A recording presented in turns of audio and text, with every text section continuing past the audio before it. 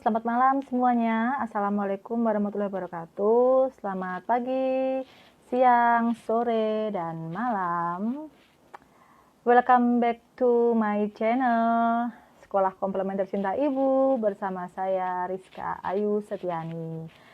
Wow, malam yang sangat dingin ya. Hari ini kita jumpa lagi, masih dengan isu-isu yang menarik pastinya, dan sesuai dengan kesepakatan tadi, bukan kesepakatan ya, lebih tepatnya mungkin tadi siang kita sudah ngobrol-ngobrol dengan salah satu teman saya yang nanti akan gabung sebentar lagi. Kita akan sama-sama diskusi gitu. Nah, ini terkait topik yang menarik, jadi masih seputar HIV/AIDS ya, HIV/AIDS. Kenapa menarik? Karena memang HIV/AIDS ini sebetulnya memerlukan perhatian khusus begitu ya, dari sisi promotif, preventif, kemudian kuratif, sampai rehabilitatif gitu. Jadi memang semuanya gitu. Hai Frederick, hai. Nice to meet you Frederick. Ya. Oke, jadi memang kalau kita bicara tentang kondom wanita gitu ya, atau ya tentang hal yang berbau preventif begitu ya, pastinya kalau untuk pencegahan HIV/AIDS kita sudah mengenal yang namanya ABCDE. Nah, kita nanti akan membahas yang poin C, yaitu kondom. Nah, apakah kondom? Jadi pasti semua sudah familiar begitu ya, sudah familiar tentang kondom, apalagi di Indonesia gitu ya, untuk pencegahan kehamilan, kemudian pencegahan IMS, infeksi menular seksual, dan HIV/AIDS. Nah, kondom yang kita tahu adalah jenis kondom pria atau kondom laki-laki. Jadi di apotek ya, kemudian mungkin di mana-mana dijualnya adalah kondom laki-laki. Tapi sebetulnya ada satu alternatif yang mungkin belum banyak yang tahu gitu ya, tentang kondom perempuan ini. Nah, sebetulnya kondom perempuan ini nanti akan kita bahas apa sih sebetulnya kondom perempuan itu ya. Bahkan mungkin banyak yang belum paham gitu ya. Ternyata ada ya kondom perempuan. Ada yang menganggap ini sebagai tampon vagina, padahal bukan ya. Nah, ini sudah hadir ya teman saya dari UNAIDS Indonesia. UNAIDS Indonesia yang nanti akan ngobrol-ngobrol, berbincang ya begitu 1 jam ke depan dengan saya. Dan nanti teman-teman bagi yang ingin bertanya silahkan bisa langsung masukkan pertanyaannya di kolom komentar ya. Jadi silahkan nanti bisa bertanya, kemudian mungkin ada yang mau bercerita gitu, pengalaman terkait penggunaan kondom ataupun pencegahan HIV di daerah teman-teman semua. Oke, kita terima dulu ya, Dokter Bagus. Oke, hello Frederick.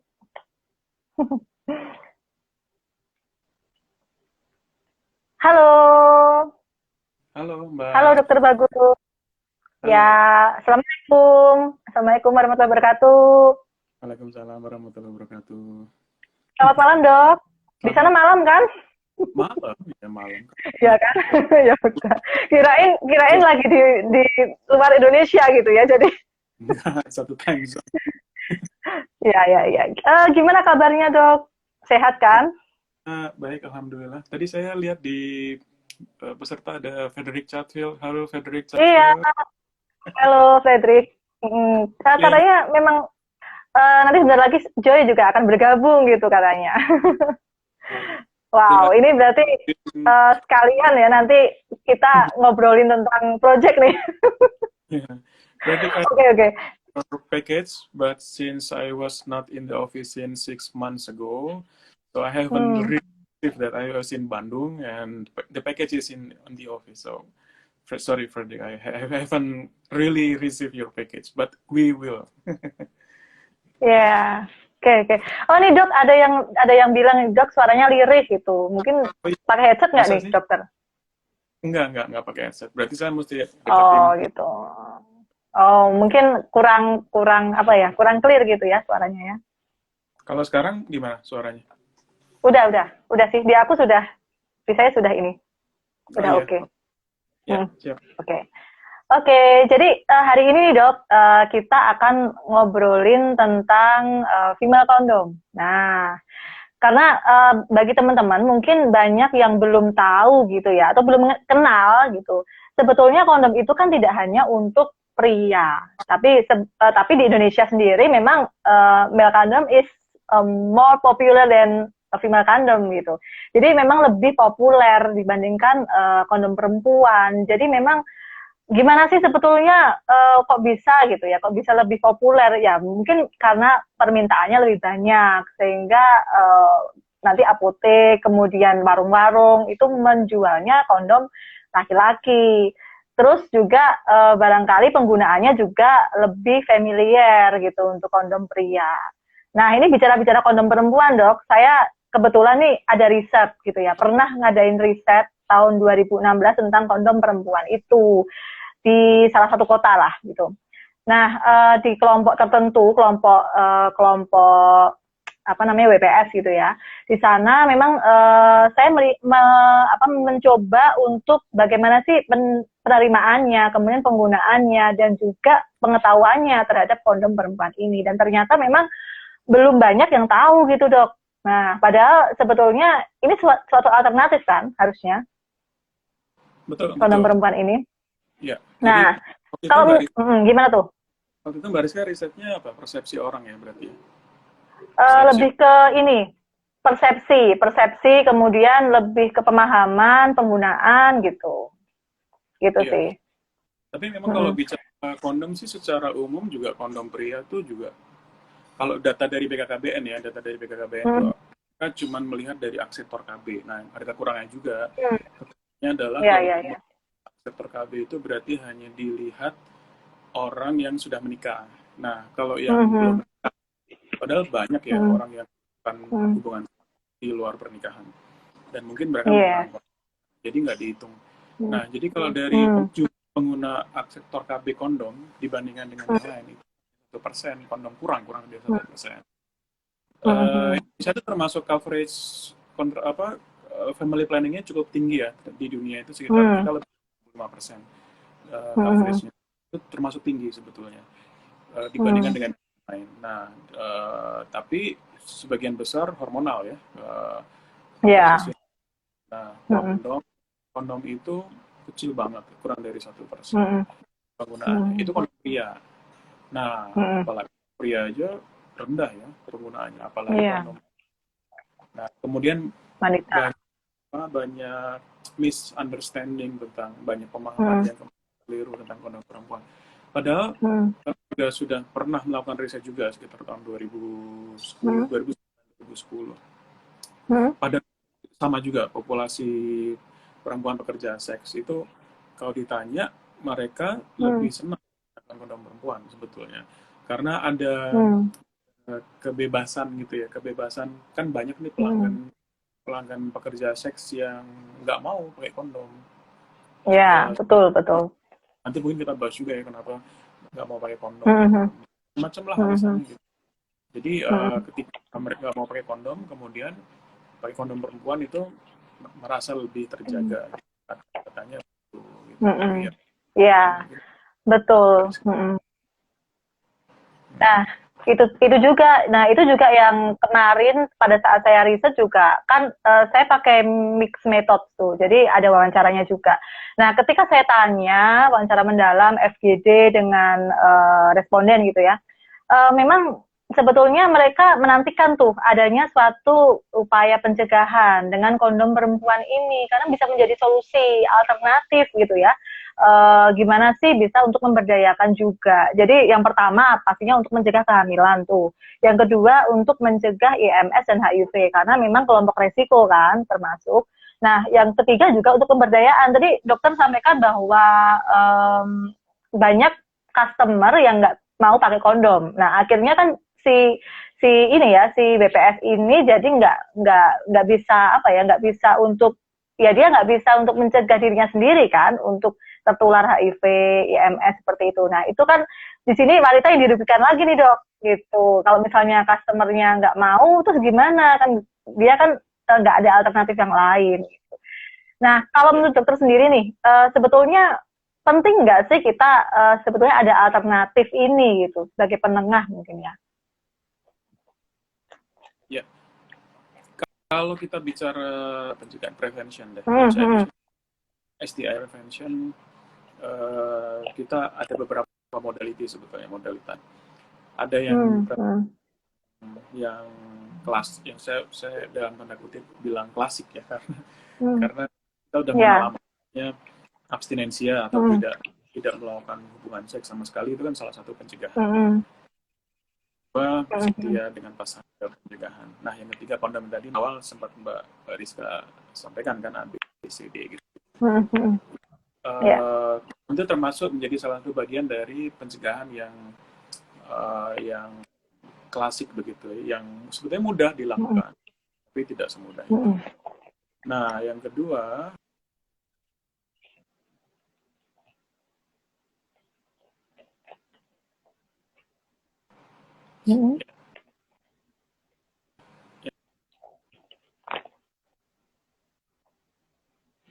yang kedua itu saya ada yang namanya prevention atau pencegahan yang kekinian atau novel prevention itu mulai marak digaungkan tuh semenjak 2009 sebetulnya, ketika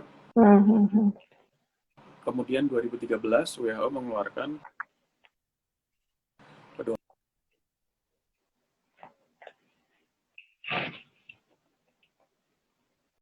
Oke, sepertinya agak buffering ya dok ya jaringannya. Dari dulu dan berbagai macam dan pengobatan, tapi tetap menjadi salah satu pencegahan yang penting juga. Nah,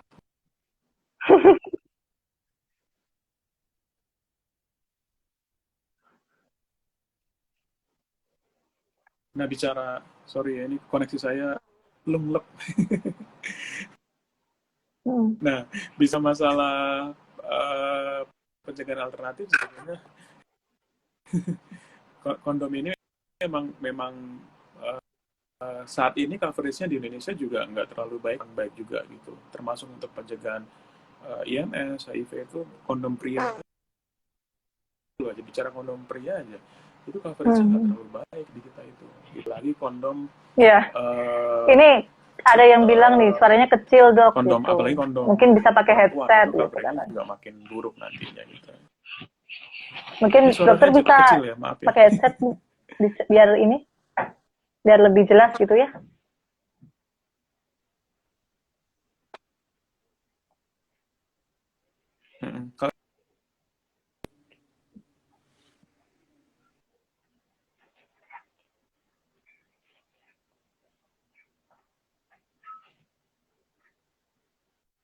Ya, halo. Ya, agak jeda kayaknya ininya jaringannya. Agak jeda. Ya, halo.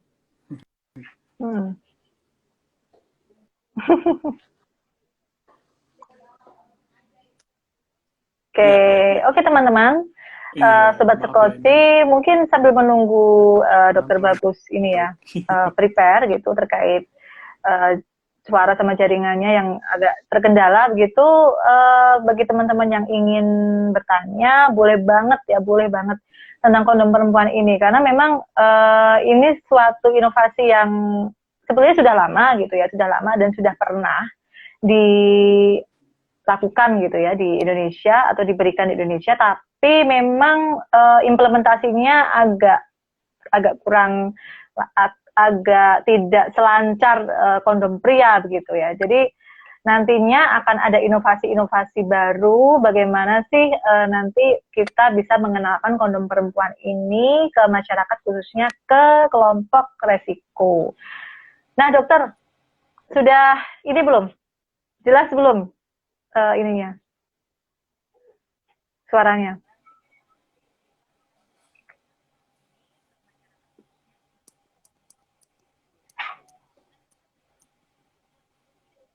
Agak terjeda ya, aku tanya. Hmm. Oke, no problem.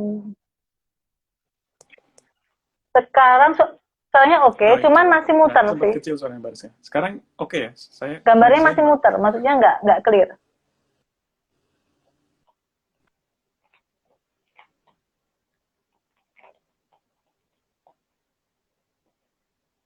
Nah, masih muter gitu.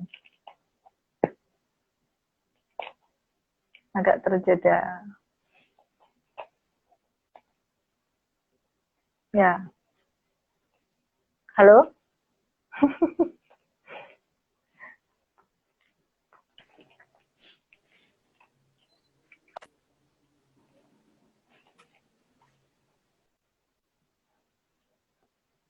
Oke.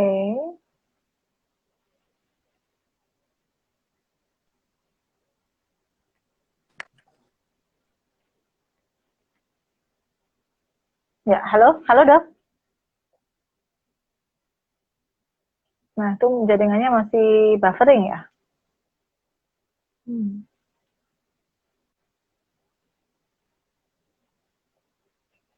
Halo?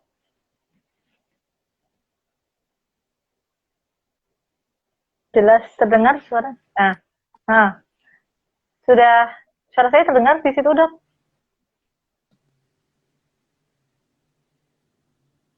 Nah, sepertinya ini memang agak Ya, ada Mbak kendala Rizka. teknis sedikit ya. Tapi itu oke, kita tunggu aja.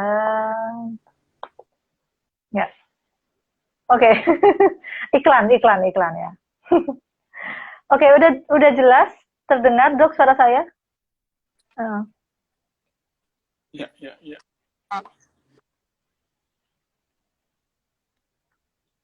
atau mungkin kita ini Iya, ulang maaf sekali. supaya apa ya, koneksinya ya Iya, kayak gini. sekarang saya matikan wifi saya. Tadi saya pikir, Oke, gimana? Udah lancar? Gambar saya lancar nggak di dokter?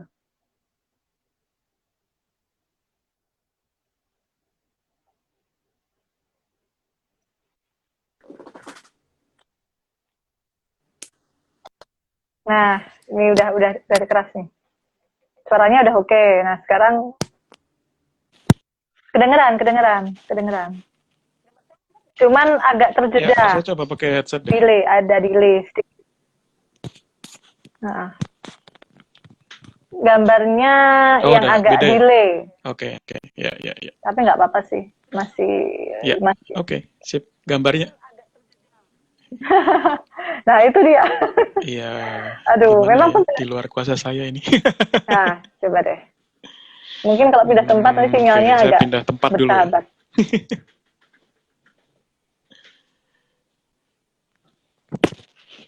Oke. Hmm, hmm, hmm. Oke. Oke, siap.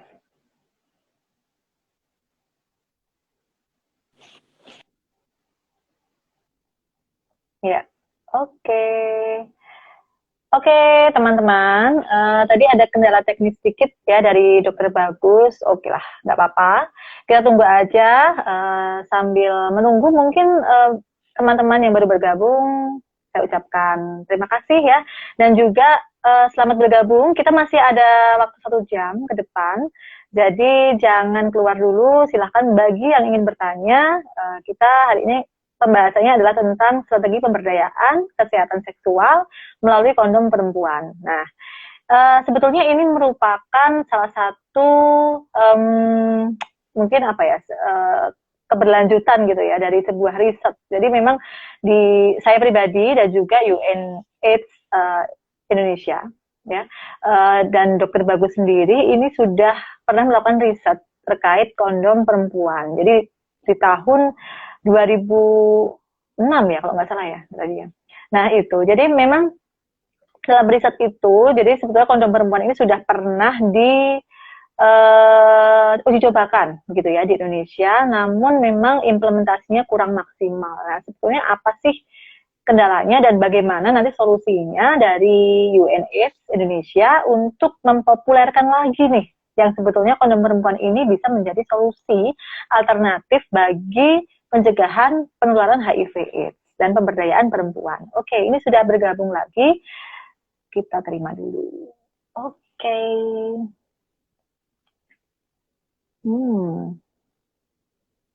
Semoga nggak buffering lagi ya. Oke. Halo dok, jelas? Jelas suara saya? Ya, nah ini sudah oke nih sekarang. Sinyalnya oke. Kayaknya memang harus pindah dulu kayaknya. Ini saya pindah ke kamar anak saya ini. Ini ada apa? Waduh. Coret. Anaknya jadi nggak bisa tidur dong nanti. Anaknya diusir dulu. Oh. Oke deh. Oke, tadi kita lanjutkan. Nah, tadi sampai di pencegahan tentang ini ya kondom ya. Jadi gimana sih dok sebetulnya kondom perempuan itu zaman dulu dan nantinya ke depannya itu akan bagaimana prospeknya gitu ya. Oh ya, saya tadi Mbak, sebelum ini kan Mbak Rizka juga cerita bahwa dulu kita pernah men-setup program ini sebetulnya sekitar tahun 2009-2010. Oh ya, 2009. Iya, sekitar 2009-2010 itu kita waktu itu dapat female condom atau FC dan FC2, FC1, FC2 gitu dari female health company. Itu 1 juta kita, 1 juta kondom perempuan. Kita kerjasama dengan UNFPA waktu itu, UNFPA Indonesia. Waktu itu saya masih di KPA Nasional, Komisi Penanggulangan AIDS Nasional. Nah, waktu itu kita distribusikan ke 12 provinsi. Kita uji cobakan dulu ke 12 provinsi. Sayangnya Jogja nggak termasuk ya. Tapi Jawa Tengah masuk, Solo itu masuk, Solo juga masuk, Semarang juga masuk. Jadi waktu itu kita ceritanya tuh sekitar 2009 ya, 2009-2010 itu kita mulai dengan ya kita sadar bahwa ini kan kondom perempuan ini tidak populer di Indonesia. Jadi kemudian kita set up bagaimana cara mempopulerkan waktu itu. Jadi kita dari 12 provinsi ini kita set up master trainer lah di masing-masing provinsi itu sudah ada master trainernya. Dan setahu saya sampai sekarang juga para master trainer ini masih aktif. Kalau di Solo itu ada Mbak Citra gitu ya, dari Semarang itu. Setahu saya beliau masih aktif sampai sekarang. Dan mereka kemudian dilatih untuk menjadi trainer. Karena mereka dilatih sebagai master trainer, mereka kemudian melatih kembali di provinsi masing-masing. Jadi hampir seluruh kota kabupaten waktu itu dilatih di 12 provinsi itu dan sembari didistribusikan kondom yang 1 juta tadi gitu. Nah, kemudian waktu itu kita juga buat riset juga sebetulnya before after dan perbandingan lah evaluation research ya. Kita lihat sebetulnya kesimpulannya adalah kalau diseminasi informasinya cukup, itu penerimaannya baik gitu. Kenapa penerimaannya nggak baik? Karena memang nggak cukup informasi ya. Nah waktu itu terus kemudian kita sertakan kit untuk kit untuk diseminasi informasi di tiap-tiap kota kabupaten itu. Dan saya lihat sih di beberapa provinsi, di beberapa kota itu kitnya masih ada kok sekarang masih digunakan gitu. Ya. Oke, ini kayak gini ya kitnya ya. Nih, saya punya nih dari Female Health Company. Kita ini kayaknya kita nggak secanggih itu sih, kitnya masih cukup besar gitu ya. Jadi waktu itu bentuknya tas gitu ya, tas. Tapi di tas itu gedenya kayak tas laptop tapi setengah dari tas laptop gitu ya. Di tas itu ada setengah dari tas laptop 14 inch lah. Di tas itu ada selain alat peraga yang tadi Mbak Rizka sampaikan itu juga ada kondom tentunya. Terus ada dildo juga ada. Ada lembar balik untuk lembar balik untuk edukasi ya. Oh gitu. Jadi memang sebetulnya sudah banyak ya yang disampaikan, maksudnya dilatih juga, kemudian dari UNFPA juga dilakukan riset juga gitu ya terkait penerimaan. Dan responnya gimana dok? Responnya gimana, baguskah atau mungkin ada yang nggak nyaman kayak gitu-gitu? Ya, jadi Pada memang memang benar sih kalau untuk FC FC yang pertama itu hmm, eh, keluhannya keresek-keresek kan tadi ya hmm, kemudian FHC memperbaiki menjadi FC2 gitu. FC itu cukup baik ya penerimaannya cukup hmm, baik ya. Jadi sebetulnya baik kok itu. Penerimaan iya, cukup baik. Asal hmm, asal diberikan edukasi. Jadi kata kuncinya adalah hmm, kondom yang dibeli yang didistribusikan tuh harus yang terbaik ya kata kuncinya. hmm, Kondom iya, dengan kualitas yang baik. Yang kedua disertai dengan edukasi gitu. Dengan edukasi hmm, yang baik itu ternyata pemakainya meningkat kok gitu. gitu. Berarti memang perspektifnya sebetulnya bagus ya kondom perempuan ini. Itu ada yang tanya tuh tadi dok di kolom Mm, mm, pertanyaan gitu. Tadi lewat itu Kalau saya.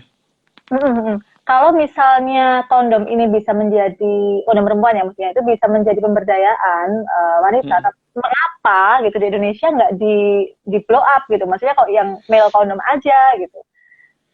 Jadi kan Iya, ada ketimpangan. iya, gimana ya? Male kondom aja kita susah loh memblow up loh. Apalagi female Hmm. kondom. Male Hmm, kondom hmm, hmm. aja kita tuh kesulitan mau mempromosikan kondom pada Hmm, hmm. kondom kondom pria ya. Iya, iya, iya. Ingat nggak tahun 2013, Hmm, 2014 waktu itu Ibu Naf menjadi Menkes, hmm. Ya, ada ya.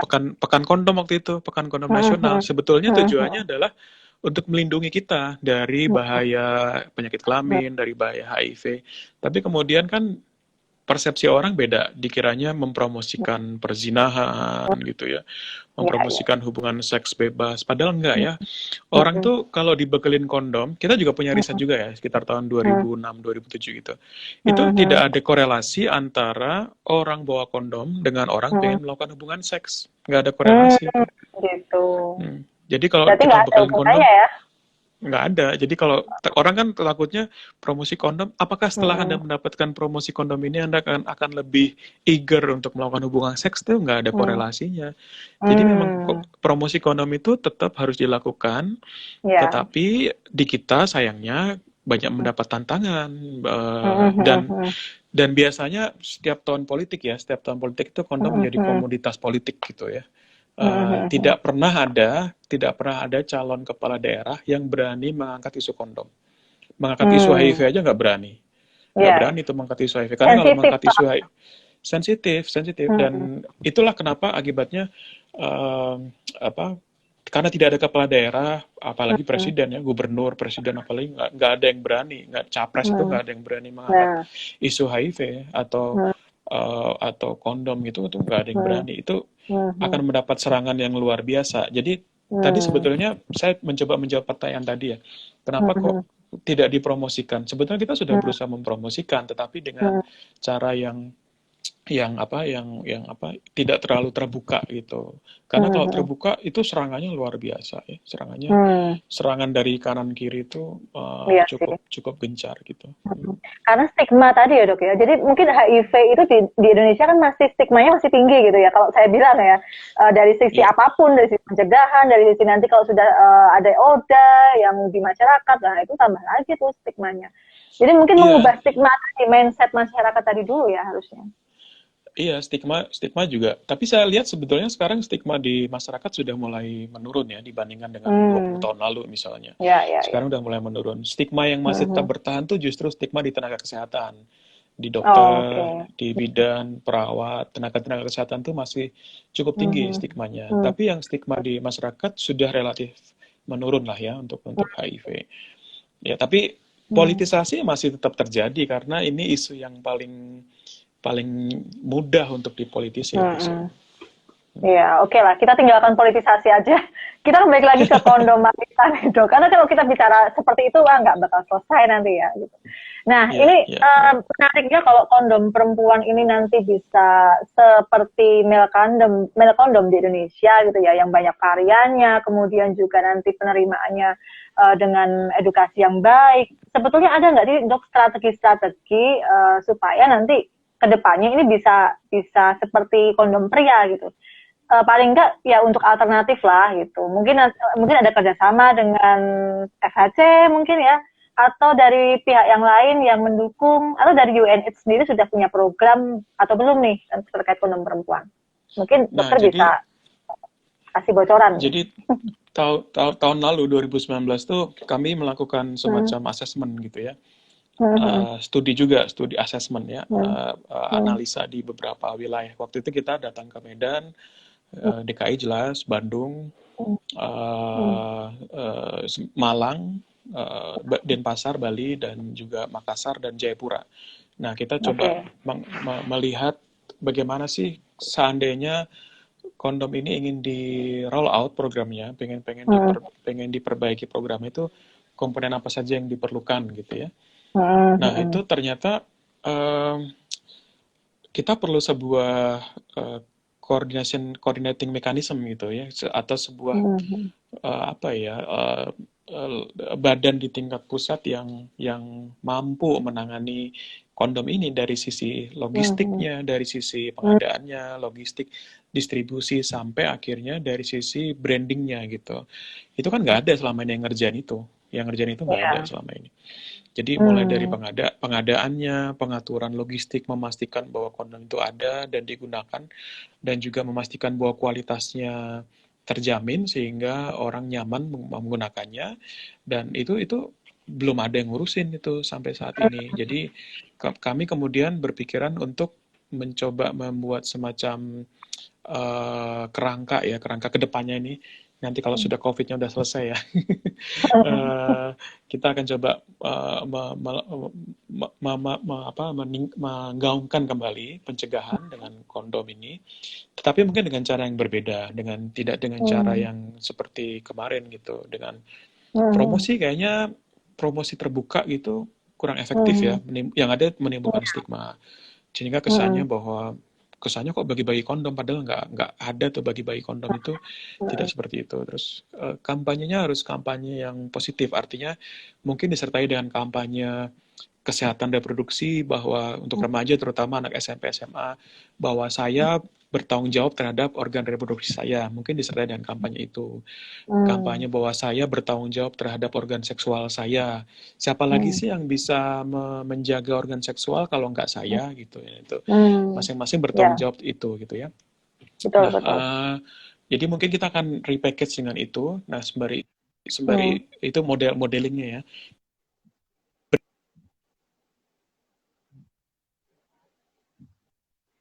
Tidak dengan cara promosi kondom dari luar misalnya. Tapi masalahnya kultur kita kan mungkin agak berbeda ya dengan di negara.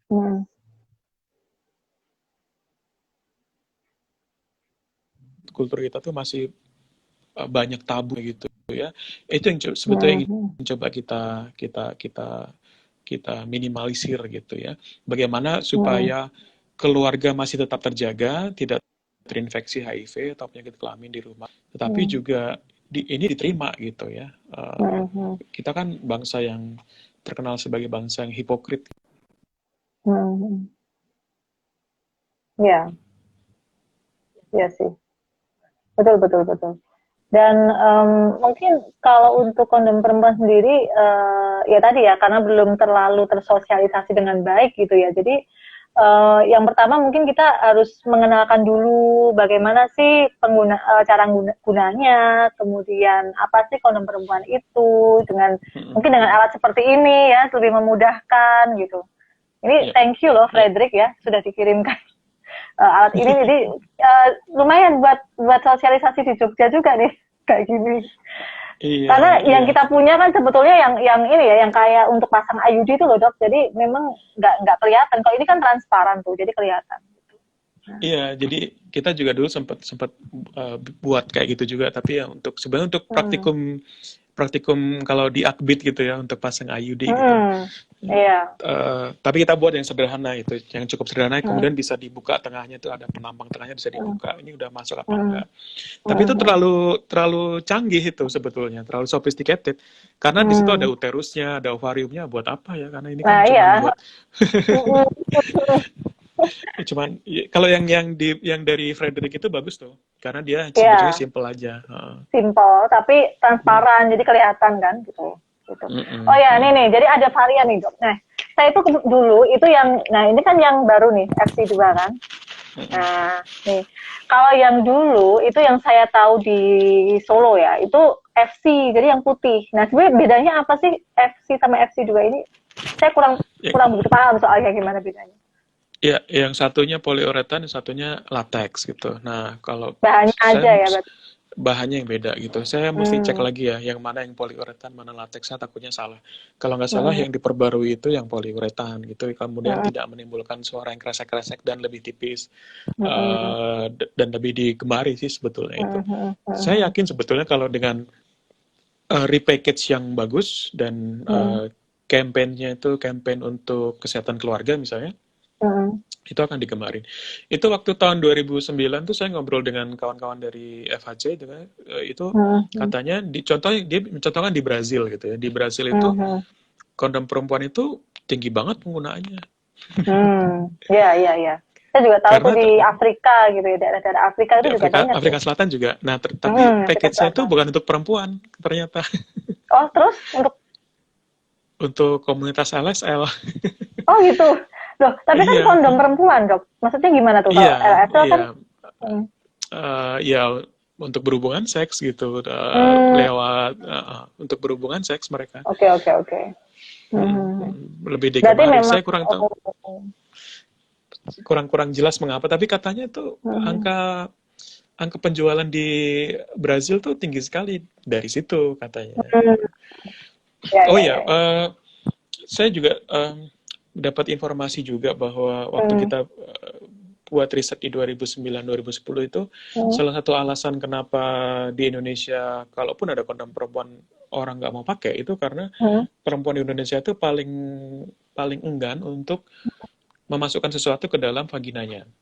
Itulah Hmm, kenapa ya, ya. tampon tampon di kita itu nggak laku kan, kalau tampon. Iya. Hmm. Takut Dibandingin sih dengan di mungkin lebih.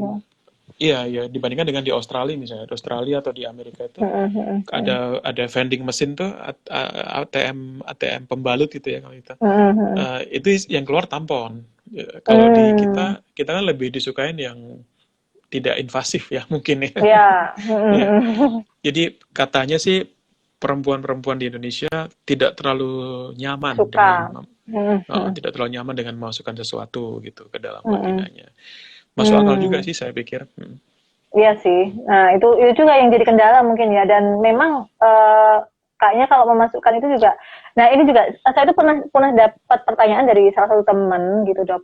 Kalau memang female condom ini bisa untuk mencegah HIV gitu ya, atau IMS lah, atau apapun yang itu sifatnya adalah infeksi menular seksual, kan dalam vagina itu kan ada lendir kan. Maksudnya kan lendir dan semacamnya itu kan bisa menularkan. Artinya itu kalau misalnya itu nanti apa namanya terkena pada saat berhubungan seksual kan itu bisa menularkan ya HIV apapun IMS. Nah, terus pertanyaannya kalau ini dipakai di dalam gitu ya, di dalam berarti kan ada kemungkinan ini terkontaminasi, Dok. Terkontaminasi lendir-lendir tadi atau apa sih namanya cairan-cairan gitu ya. Gitu. Nah, itu gimana tuh? Maksudnya efektivitasnya jadi gimana tuh? Prinsipnya kan kondom itu kan alat pencegahan barrier ya sifatnya. Hmm. Selama tidak ada pertukaran cairan tubuh antara pasangan seks ya tidak akan terinfeksi apapun. Prinsipnya kan gitu ya. Hmm. Jadi Ya. baik kondom laki-laki atau kondom perempuan adalah mencegah pertukaran cairan tubuh. Cairan Hmm. tubuh sih tetap akan selalu ada ya cairan tubuh. Hmm. Ketika berhubungan seks ya nggak apa-apa, memang dia alami aja. Tapi Hmm. diusahakan supaya tidak terjadi pertukaran cairan tubuh itu Hmm. yang dilakukan oleh kondom itu. Oke. Oh gitu. Hmm. Berarti ya sebetulnya ya tergantung penggunaan juga ya. Kalau penggunaannya benar dan Iya, memang itu iya, efektif ya pasti efektif juga untuk pencegahan iya. gitu ya. Iya, bahkan saya Oke. dengar katanya sih di beberapa negara Afrika juga di sana komunitas kondomnya terbatas ya. Jadi bisa Hmm. dipakai ulang gitu. Jadi dicuci Hmm. lagi gitu, terus dipakai lagi Hmm. gitu. Hmm. Dan di Afrika Selatan, kalau kata teman saya Maya Gokul yang dari FHC itu, Di Mhm. Afrika Selatan tuh angka perkosaannya tinggi gitu ya, perkosaan terhadap perempuan tinggi. Dan HIV-nya di Afrika Selatan tuh cukup tinggi ya. Jadi kemungkinan orang bisa terinfeksi HIV dari perkosaan. Nah, Hmm. itu yang membuat kenapa di Afrika Selatan tuh penggunaannya cukup tinggi juga karena dia bisa dipakai misalnya dipakai seharian gitu, nggak. Mhm. Jadi kalau misalnya in case gitu, Mhm. ya amit-amit ya ada yang memperkosa gitu, tidak akan kena HIV, tidak akan kena IMS gitu ya. Iya, tapi ya rawan juga ya kalau seperti itu ya. Maksudnya kan tiap hari harus pakai gitu kan. Maksudnya untuk preventifnya mereka kalau memang banyak kasus Iya, perkosaan di sana gitu ya. ya Nah kita itu, termasuk beruntung ya. Kita mm, tidak seperti itu.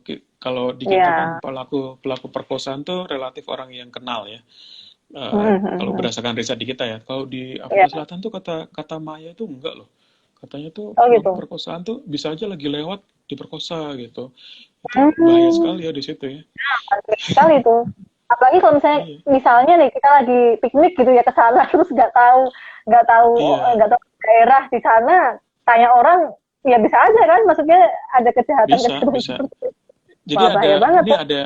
ada teman saya yang bekerja di Hmm, sana di Afrika Selatan, orang Indonesia hmm, dia dokter juga, hmm, dia kerja di sana hmm, di di Johannesburg ya. Nah, hmm, dia sama suaminya tuh nyetir hmm, kesasar, hmm, kesasar sampai ke masuk daerah slum gitu. Itu semua mata hmm, ngeliatin tuh, ngeliatin kayak hmm, ya dia langsung baca-baca Yasin lah di situ lah. hmm, Berharap segera ditemukan jalan keluar. Kalau di kita kan hmm, paling kesasar ketemu penampakan gitu ya. hmm. Kalau Kalau ini di kesasarnya kriminal gitu. Kita masih saya, lebih beruntung. hmm. Itulah kenapa mungkin penggunaan kondom perempuan efektif ya di situ Oh, ya. iya, betul, betul, betul. Dan memang kalau saya pernah ngobrol sama Frederick juga tuh di UK gitu ya, atau di negara barat Eropa itu memang banyak penerimaannya. Maksudnya demand-nya tinggi, apa Mm-mm. namanya, permintaan ya, permintaannya tinggi karena memang peminatnya banyak gitu. Karena mungkin di Mm-mm. sana sosialisasinya sudah bagus gitu ya, atau mungkin lebih digencarkan juga dibandingkan kalau di Mm-mm. Indonesia gitu. Nah itu Ya, tantangan juga loh dok, tantangan ya juga tuh. kalau saya kan UN harus netral ya. Kalau nggak bisa berafiliasi ke salah satu brand gitu.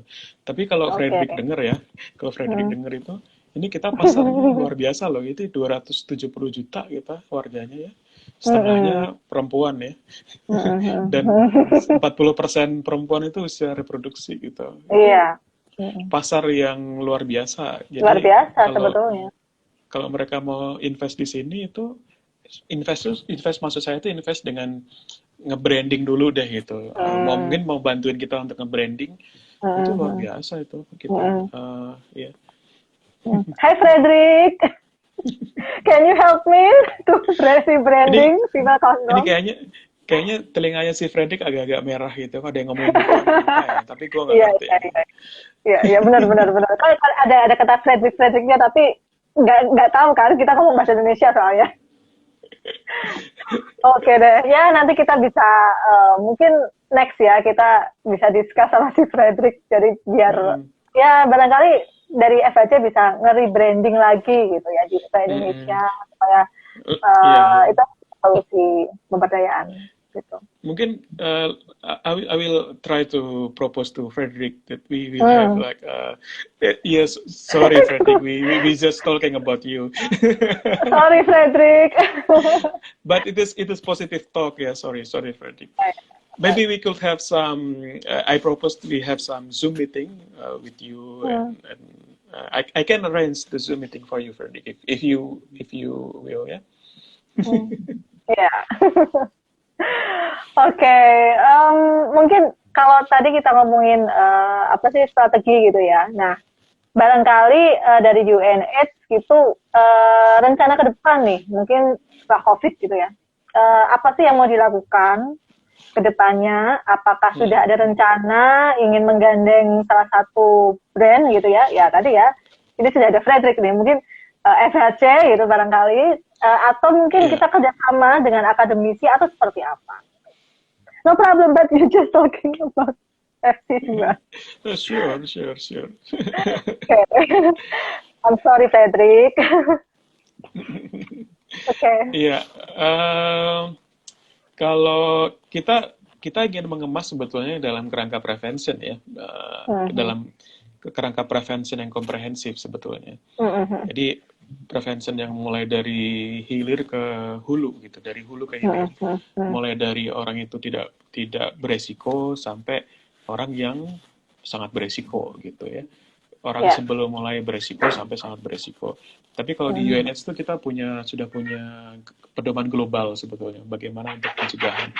Ada pilarnya, ada 5 pilar yang apa yang harus dilakukan. Termasuk sebetulnya salah satu pilarnya adalah pilar yang ketiga, itu adalah kita sebut dengan comprehensive condom programming. Comprehensive condom programming itu adalah bagaimana kita bisa melihat kondom male and female condom sebagai as a one comprehensive prevention gitu. Mhm. Tidak hanya male condom aja tapi juga female condom as well sebagai prevention commodities, Mhm. sebagai komunitas pencegahan untuk Ya. HIV Mhm. dan IMS. Itu sebetulnya yang Mhm.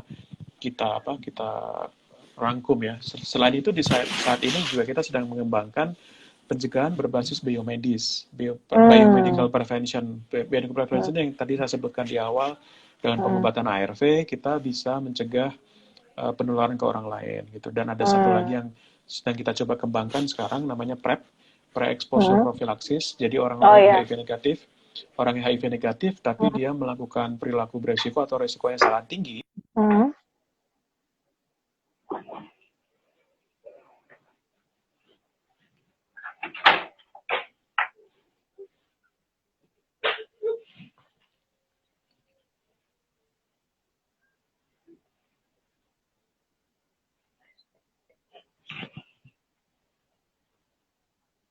Oke. Terjeda sepertinya, Dok.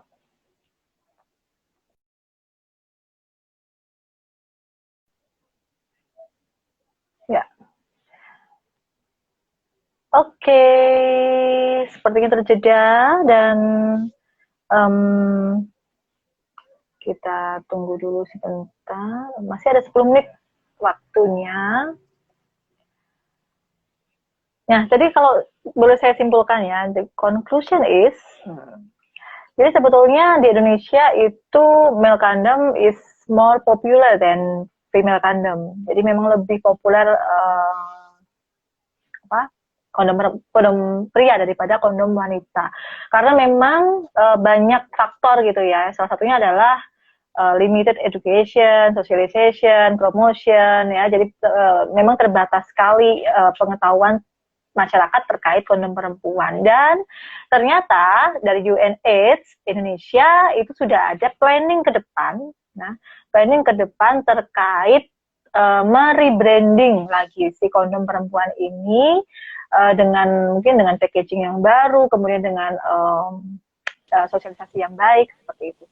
Oke, sepertinya tadi terjadi lagi ya dok ya.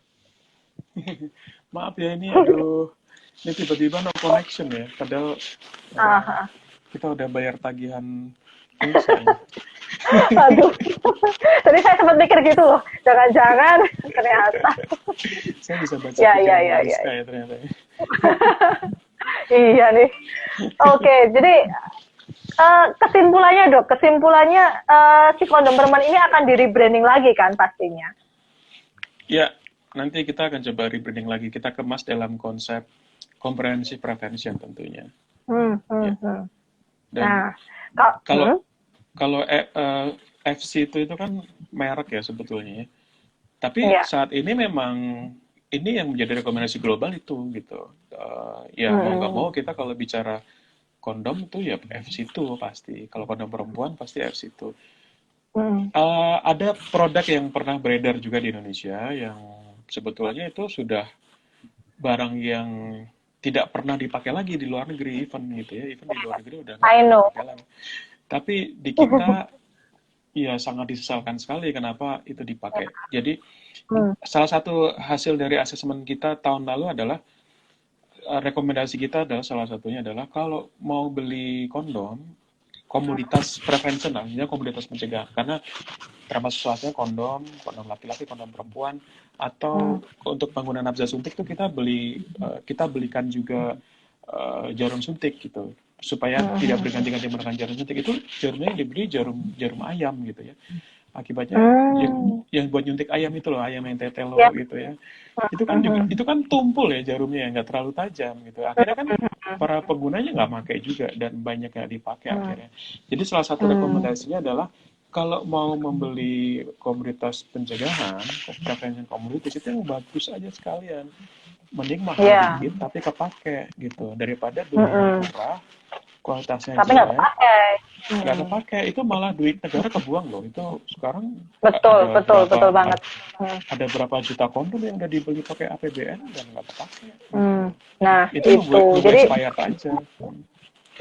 Dan penerimaan daerah itu kan taunya kondomnya yang seperti itu kualitasnya. Nah jadi mereka jadi nggak mau pakai karena sebetulnya kita arahnya adalah yang jenisnya yang baik, tapi ternyata yang diberikan tidak baik. Nah itu tadilah ada miss kan tadi di situ. Oke lah, kita tidak usah bahas itu. Salah satu rekomendasi adalah makanya kita perlu sebuah unit yang sifatnya nasional gitu, yang bisa mengelola mulai dari logistik, pengadaan, sampai distribusi gitu ya. Sampai evaluasi, ada masalah nggak sih, kenapa kok nggak dipakai, itu harus dievaluasi dong gitu. Kenapa kok kenapa kok dari dulu di bawah 1% itu pasti ada masalah kan di situ. Nah itu harus dievaluasi juga. Kondom dari bahkan kondom dari yang dibeli oleh pemerintah itu ada juga yang kualitasnya sangat buruk sekali gitu ya. Bahkan ada beberapa yang tidak lolos WHO pre-qualification gitu. Jadi sebetulnya bahaya kalau itu dipakai, bukannya mencegah kehamilan malah bisa jadi hamil gitu. Iya, karena kualitasnya nggak bagus ya. Karena kualitasnya kurang bagus. Oke dok, kayaknya sebetulnya ini pembahasannya menarik ya. Maksudnya saya juga tertarik tadi dengan PrEP ya, dengan pil yang untuk mencegah HIV seperti itu. Mungkin nanti di lain sesi kita bisa ngobrol lagi lebih banyak terkait PrEP tadi ya. Karena banyak juga nih teman-teman saya yang di Jogja yang mungkin akademisi yang dia tertarik ke HIV, menanyakan juga sih, bisa ada pil pencegahan HIV itu saya juga baru dengar kayak gitu. Karena kita taunya ARV aja ya. Iya, itu gambarnya gini ya. Saya kan biasa masuk ke lokalisasi tuh ya. Kita biasa mengadakan FCD dengan mbak-mbak yang pekerja seks gitu ya. Itu kan kalau bapak pekerja seks kan kalau kita datang kan mereka tampaknya udah bete aja nih, ngapain lagi sih orang datang pakai kertas gitu kan. Udah bete kan. Tapi begitu saya tanya, Mbak, kalau misalnya ada nih ya satu obat yang diminum sehari sekali tapi bisa mencegah Mbak dari HIV, kira-kira Mbak berminat nggak? Itu langsung matanya langsung apa sih obatnya, apa sih? Ternyata mereka tuh tahu bahwa pekerjaannya mereka tuh pengen banget mencegah, menurunkan resikonya itu. Gitu. Oh gitu. Berarti sebenarnya kesadarannya udah tinggi ya. Awareness-nya udah tinggi, cuman aksesnya itu kadang mereka nggak tahu gitu, mau kemana, mau ngapain, kayak gitu kan. Atau aksesnya sebetulnya ada tapi kualitasnya buruk, jadi kan ya. Nah itu lagi kembali lagi ya. Jadi sebenarnya banyak faktor gitu. Kenapa kembali lagi kenapa kondom perempuan nggak diminati, kenapa HIV/AIDS itu bisa tinggi. Nah itu banyak faktor. Oke dok. Sudah 1 jam ke depan nih, nanti keburu mati gitu ya. Mungkin inilah, saya punya satu statement gitu ya. Barangkali nanti ketika di UNAIDS Indonesia itu ada program semacam ini, bolehlah ajak-ajak gitu ya, ajak-ajak akademisi atau ajak-ajak kita gitu untuk gabung, dan nanti barangkali kita bisa kolaborasi di satu program itu. Kayaknya lebih menarik tuh. Ini bukan statement permintaan. Oh iya, siap Mbak Rizka. Selama ini kita juga bergabung dengan akademisi, cuman akademisi yang tertarik dengan isu HIV kan nggak banyak ya, orangnya itu aja. Kalau lu lagi gitu kalau kita ini. Tapi kalau ada yang tertarik ya. Dan UNS itu kita punya ini loh Mbak Rizka. Mbak Rizka kan termasuk salah satu presenter di IAS kemarin kan, di IAS 2020 ini kan, yang virtual IAS ini kan. Nah, kita tuh lagi mau bikin webinar series tiap 2 minggu sekali nanti per September ini harusnya. Itu yang isinya presenter-presenter yang mempresentasikan papernya di IAS gitu. Jadi nanti saya undang untuk jadi salah satu speaker di series webinar kami. Siap. Ya. Siap banget tuh. Wah, keren. Oke lah dok, mungkin satu statement deh dari dokter dari UNF Indonesia gitu buat wanita-wanita yang ingin menjaga kesehatan seksualnya tapi tidak takut dan ingin berdaya gitu ya. Gimana tuh supaya girl power? Iya, jadi sebetulnya kondom perempuan itu adalah salah satu usaha pemberdayaan perempuan ya, karena perempuan jadi bisa menentukan kapan saya mau dan kapan saya tidak sebetulnya, bisa menentukan kesehatannya sendiri gitu. Jadi saya tidak kayak kurang pantas bisa kalau berkirim pesan ya, tapi mungkin saya hanya bisa sedikit memohon aja kalau misalnya program ini nanti ada. Kita rebranding lagi, kita kemas lagi dengan kemasan yang lebih baik. Semoga diminati ya, bisa diminati oleh para perempuan yang membutuhkan gitu. Ya, amin. Dan semoga nantinya bisa bisa terimplementasi dengan baik gitu ya, tidak hanya dari sisi masyarakatnya, tapi juga dari sisi providernya, programmernya juga gitu, pelaksananya juga. Jadi semuanya ikut saling berperan gitu ya dok ya. Semoga ini bisa menjadi goal yang baik gitu. Oke, terima kasih dokter. Terima kasih dokter Bagus yang kita sudah bersama dan banyak sekali yang saya darinya nggak tahu jadi tahu gitu ya. Dan mungkin teman-teman juga sama, gitu. Saya juga tadinya nggak tahu jadi tahu juga. Sama. Nah itulah. Jadi diskusi itu enaknya seperti ini gitu ya. Mungkin nanti kita bisa diskusi lagi ya dok ya di lain kesempatan dengan topik yang berbeda gitu ya. Nah oke, teman-teman, terima kasih yang sudah bergabung ya. Nanti kita akan mungkin ada sesi yang lain-lain lagi setelah ini ya, dan juga kebetulan nih tanggal 11 September nanti saya ada live juga sama Joy ya untuk ya mungkin nanti untuk mensosialisasikan bagaimana penggunaan si FC2 itu gitu. Gimana tanda? Menarik ya. Nanti mungkin Joy akan mempraktekkan secara virtual. Betul. Dan jangan lupa ya teman-teman nanti bisa saksikan. Oke, terima kasih dokter, salam buat keluarga, anak istri di rumah ya. Semoga selalu sehat dan bahagia tentunya. Terima kasih. Assalamualaikum warahmatullahi wabarakatuh. Waalaikumsalam. Oke, terima kasih teman-teman sahabat Sekoci yang sudah bergabung di live Instagram malam ini. Senang sekali rasanya ya saya di penghujung acara ini bisa menemani teman-teman semua, dan jadi sudah berbincang dengan Dr. Bagus dari UNH Indonesia, dan sangat menarik sekali, dan ternyata ya kondom perempuan ini memang sekarang belum diminati karena sosialisasinya yang tidak sebagus ya kondom pria. Tapi tentunya akan ada inovasi-inovasi baru nantinya dan perencanaan-perencanaan program yang baru, rebranding lagi nantinya, dan semoga ini bisa berjalan dan sesuai dengan harapan kita semua. Oke, amin ya rabbal alamin. Thank you for the attention. Frederick, thank you for your information and your attention for us. And good night. Assalamualaikum warahmatullahi wabarakatuh.